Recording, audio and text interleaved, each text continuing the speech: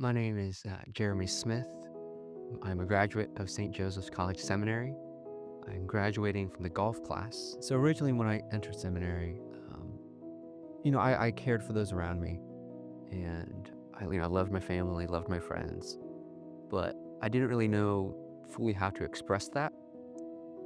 You can say things and you can hang out with people and give them gifts on their birthdays, but a genuine love and what that meant. St. Thomas defines love as willing the good to another. And this good isn't a diminishable good, it's a universal good. So, a slice of cake that can only be handed around so many times before it's gone.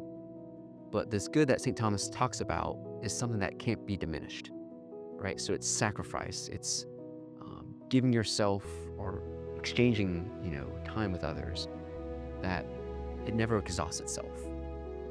And so that's one thing I learned in my time here is really just to give over myself to this life, and that every time I were to sacrifice my time, my effort, my energy to this house, to my brothers, that I never was tired. It was like a second fire was lit, and I could keep going. When I got into cooking, it was about junior year of high school, but I watched a lot of YouTube, especially in the culinary environment, and I was like, I can do that. That's not that hard.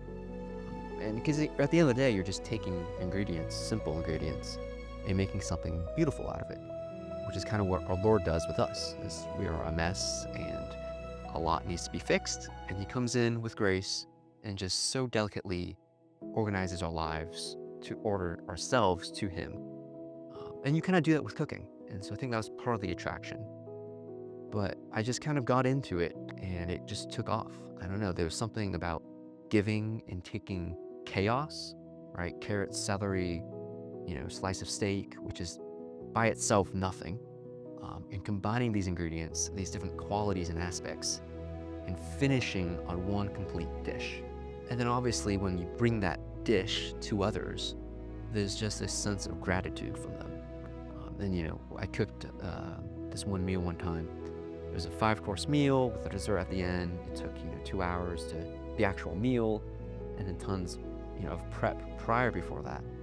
But at the end of the meal, I was like, this is good, and I could do this the exact same thing, put in 13 hours, 14 hours total, all over the next day.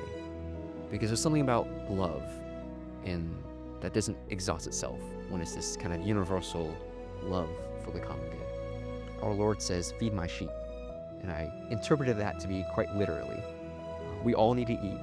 We can't go, have a week, 2 weeks without eating. And so we need to eat at some point.